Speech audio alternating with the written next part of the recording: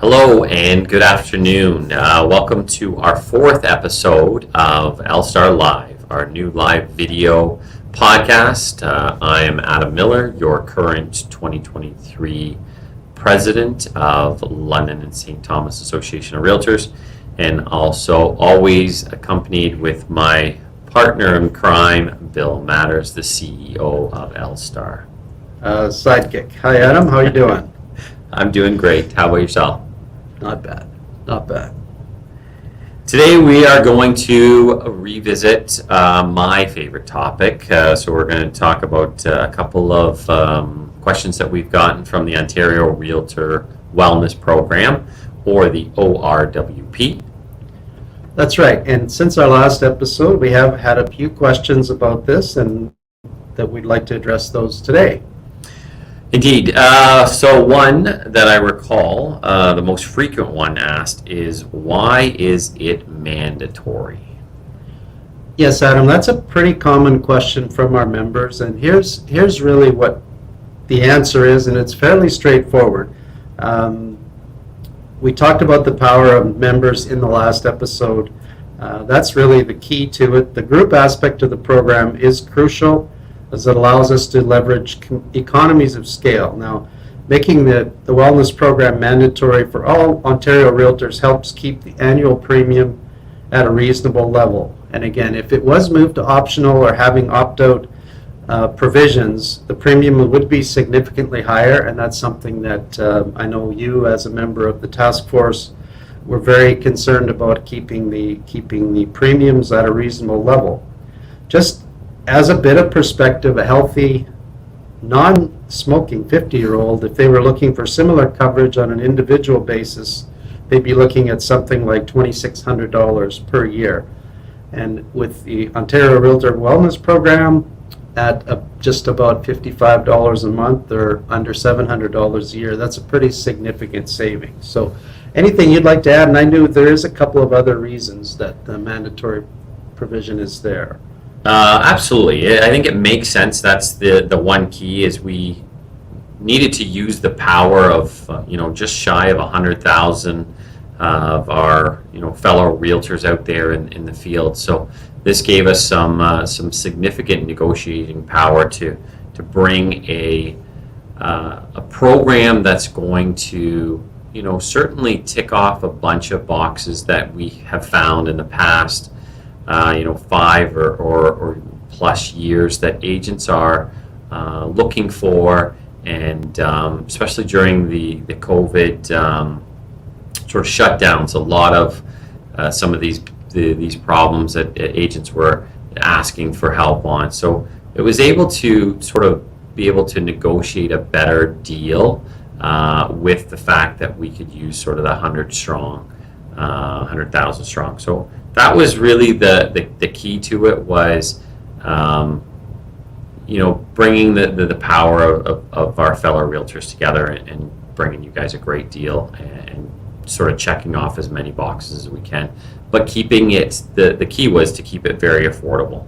Yeah, and I think there's actually two other things that I wanted to bring up too, and that's one that I think gets left behind a little bit, and that's the fact that there's no health testing required. Most existing situations or existing illnesses will remain covered. Everybody is included, regardless of your health or your age. That's the other one that comes up, but there is no health requirement there, and that's a big deal with a lot of other policies. Existing cases or existing conditions are quite often eliminated from coverage altogether. So that's really why there's no opt-out. And again, looking at age, of those 96, or actually I think it's 98,000 members now,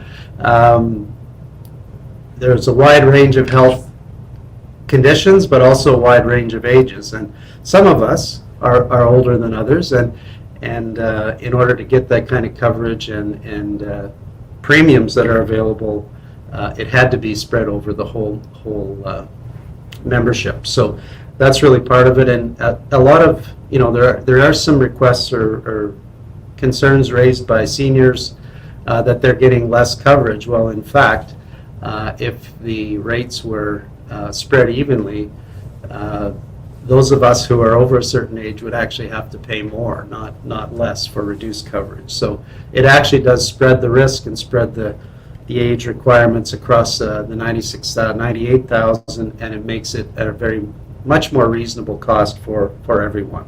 Yeah, that's a great point, Bill. The other big question that we're seeing is, when this is implemented, how is it going to be paid? How are the LSTAR members going to pay into this, and what changes for them? Okay, well, it will become part of the ORWP membership dues that are due annually. Currently, we collect those in quarterly payments. The Canadian Real Estate Association and Ontario Real Estate Association dues we collect quarterly, and then we add those to your monthly LSTAR bill. What we did, we had a discussion with the brokers group last week, and talked about how they would suggest the best way to collect. And I think what we have done and what we're planning to do, and we'll certainly make sure we confirm this and what the amounts are going to be coming up shortly, but it seems like the best way to do that is to spread the whole payments, the annual payments, over on a monthly basis. So we're going to be everything added up, divide by 12, and we'll put that on your monthly assessment. So that looks like it's going to be the plan. It's going to be a little bit less than what your quarterly payments are right now, but again, it'll be payable monthly, and that'll cover the whole thing starting in January 2024. That's great news, and that's the one thing I think we heard, is it's going to be a lump sum, and you've just answered that with the sort of monthly. So you'll have a slight increase monthly throughout the year, and what happens, it doesn't matter where you join. So for new members, if they join in March, they don't have to sort of pay retroactively, kind of like the RICO insurance policy is. They would just keep continuing starting into their monthly payments, and their monthly payments would then just continue on and throughout the year. So their year start would be the start date that they start with LSTAR until 365 days later. So that's great to hear, and I think that's going to be the most cost-effective way. So good on the broker advisory group to bring that up, and I think they were. It was pretty unanimous that they thought the monthly billing was the way to go. Right. Moving on to another topic, let's discuss the new data from ITSO set to launch in August. Yeah, we're going to have some changes, and this has been worked on for quite a while and just was finalized with CoreLogic and ITSO the last couple of weeks, but there have been improvements and changes to both the residential and commercial input forms. So there's going to be new forms that will be launched August 1st for commercial, and August 8th for the balance of the ITSO forms. So we're going to see some form changes. I want you to everybody should be aware of that, and that's actually not that far off. August 1st is next week. But those forms will be updated, and the commercial ones have been worked on for quite some time, and I know our commercial members have been asking for these changes for quite some time, so we're happy to see those coming up right away. And yeah, I thought that was a typo too when it said that this will be implementing next week, and I'm thinking, no, that's not until August, but next week is August. As much as we don't want to wish the summer away, it's slowly going away.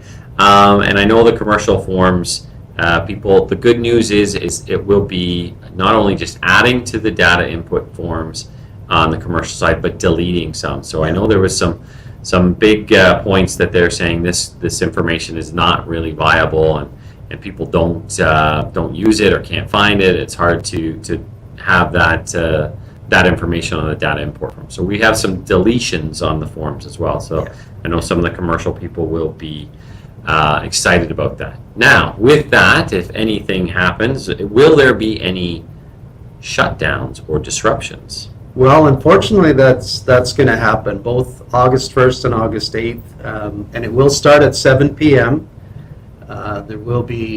Members will not be able to make any edit or input any listings until the implementation is complete. So maybe mark in your calendars August 1st and August 8th, 7 o'clock, and it's going to go for 3 to 4 hours. So 7 till 10, you won't be able to add any listings or make any changes. But again, as long as everything goes well, that's the only interruptions we're going to see, and we'll see some nice improvements to the system based on that. So hopefully that's not a big inconvenience for the improvement, but don't be surprised or try not to do those listings at that time.